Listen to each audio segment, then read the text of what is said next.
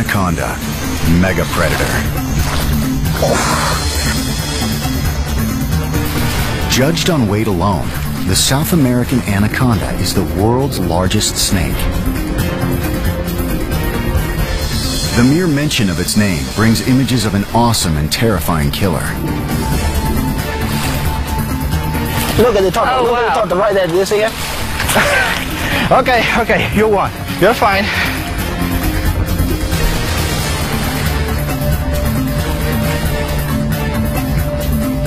Trying to do the evil look. I need some help. Oh yeah, you just got me in one arm. A mass of writhing muscle, it is truly an icon of the Amazon. Oh, really putting up a struggle now. With a strike as fast as a boxer's jab, anacondas are a challenge for those who try to unravel their mysteries.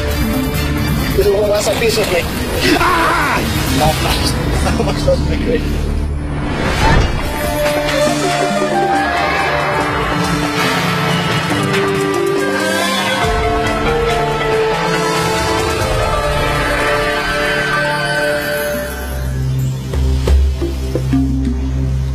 Anacondas are mysterious creatures, fearsome as well as fascinating.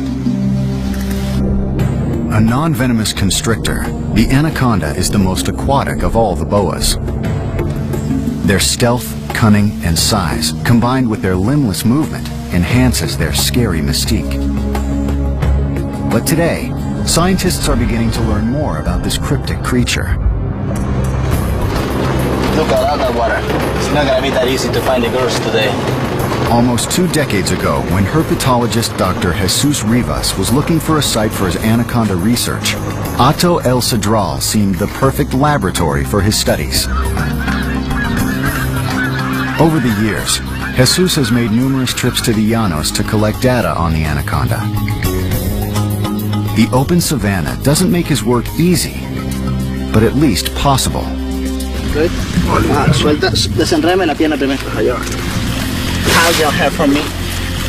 I can't let her go until she lets me go. Okay. He has become a familiar sight stalking through lagoons and muddy swamps, often accompanied by Victor Delgado, a resident of Hato El Cedral.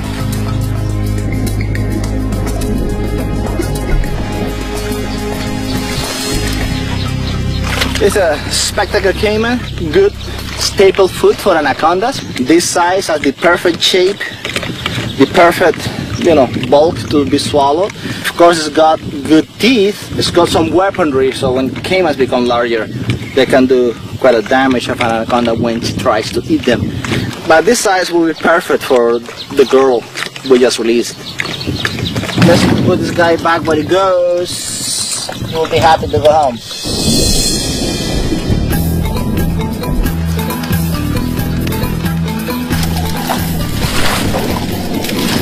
Okay, do it.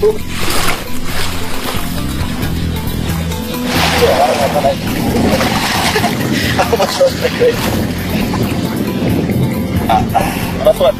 No suelto. Ella que no me suelte. Okay. This is the perfect place to study anacondas for a couple of reasons. One of them is there's plenty of anacondas in the area, a lot more than just about anywhere else. And the other reason is that we have a very strong dry season. Half of the year is completely flooded. The other half of the year is very, very dry. When the water recedes in the drought, the anacondas that grow in a large extension of water become concentrated in small areas. That increases tremendously my odds of finding them.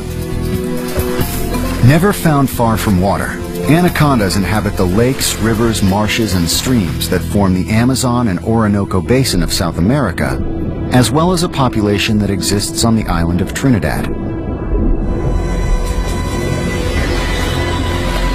In much of South America, wildlife can be secretive, hidden from view, shielded by dense jungles that frame its famed rivers. But that's not true of the Llanos of Venezuela. This is not the Amazon of imagination. Instead, it's a vast, flat plain that straddles the Orinoco and Apure rivers, spreading across central Venezuela and parts of Colombia. Comprised mostly of cattle ranches called autos, these plains hold not just productive cattle cooperatives, but wildlife preserves as well. It represents one of the largest wetland complexes in the world, where an intricate relationship between land and water creates a dramatic ecosystem. Jesus's groundbreaking studies have revealed significant information on anaconda behavior. When we started the anaconda research, there wasn't anything known of anacondas in the wild. So just about everything I learned was new to science. That was great. So I have addressed mark and recapture to study the demography, the mating system, the diet, reproduction, and mobility. So all those things are areas that I have been studying. And at some point it was necessary that I started studying the genetics of the anaconda to really decipher the mating system and gene flows and other questions that are important for the conservation of anacondas. Together with his wife, Dr. Sarah Corey, a biological conservationist, he's studying the uncertain future of the anaconda. For the past 3 years, Jesus and I have been doing a study with the DNA of anacondas and coming here in the field and collecting data. So what do we want to call this? 1100. So far in the DNA studies that we've done, it's looking like the Llanos has a very isolated population. So genetically it's very similar, and we're kind of concerned about what that might mean for conservation in the future. A narrow genetic pool is literally like having your stock portfolio limited to one stock. If there's a sudden change in the animal's environment, it's just like a stock market crash. You can be wiped out. And that is potentially dangerous because the population might look normal, but if there were to be an unpredictable change in the weather, the population does not have the diversity to cope with it. So the anacondas are abundant. That is good, but that doesn't necessarily mean that they are in good status. The fact that the diversity is low is troublesome.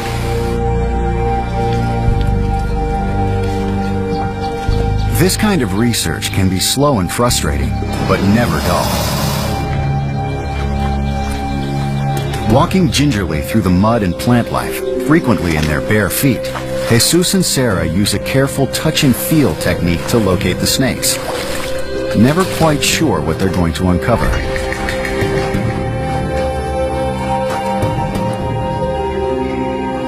One thing that I learned early on is that chews are not very useful in the swamp. They don't stay in your food, they slow you down, they don't allow you to feel things that are below. And if you're going to run into something really bad, it's going to go through your shoe anyway. So it's better if you have bare feet and you can detect the problem ahead of time. Sometimes using a long stick to probe the dense plant life. It's really their feet that are attuned to the shapes of creatures hidden from sight.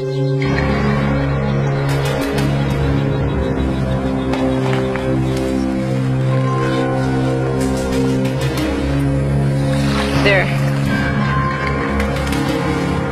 Having worked with rattlesnakes in the past, Sarah finds that anacondas require a more hands-on approach. It's very, very different experience. You don't want to step on a rattlesnake, you don't want to find it with your feet, but with anacondas, sometimes the best thing to do is just die right on top of it.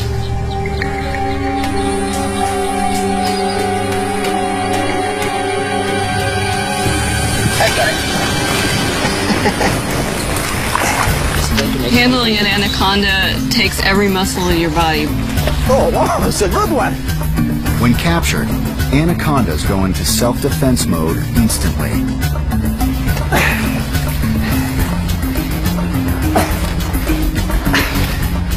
The evil loop, when the snake gets grabbed, she wants to protect her head. That's her main concern. So what she does is throws a loop just like that to cover her head. If the snake is very strong, it pushes my hand from below, and then I end up slipping the snake loose. Yeah, well, she's got me in the loop now. I know.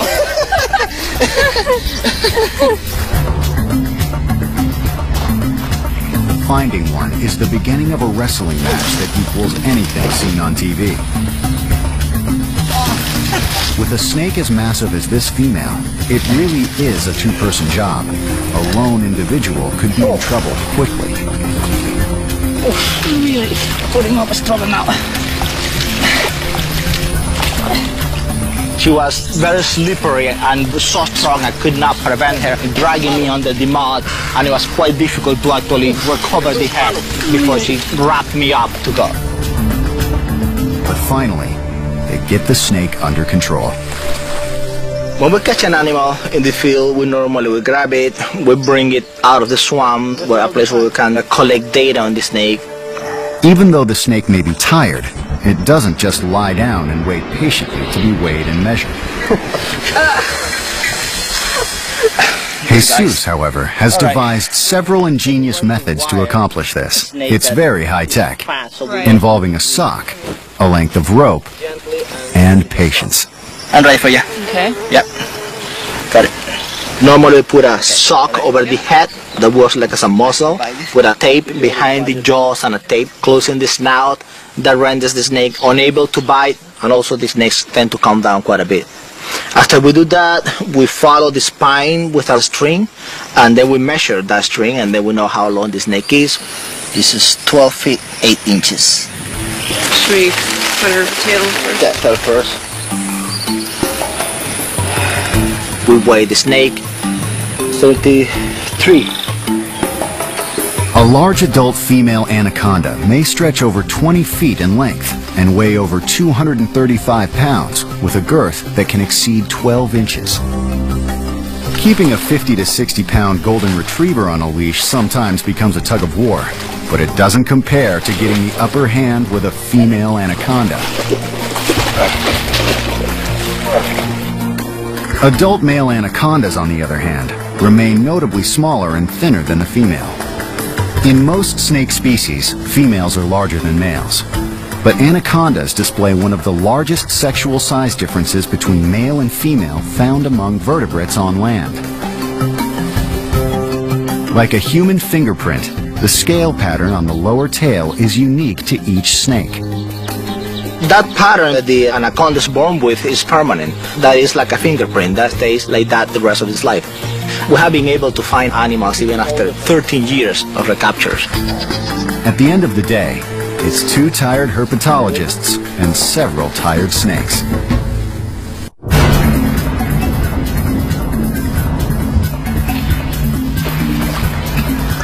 Some Venezuelan hatos serve as wildlife preserves, commercial cattle ranches, as well as ecotourism camps.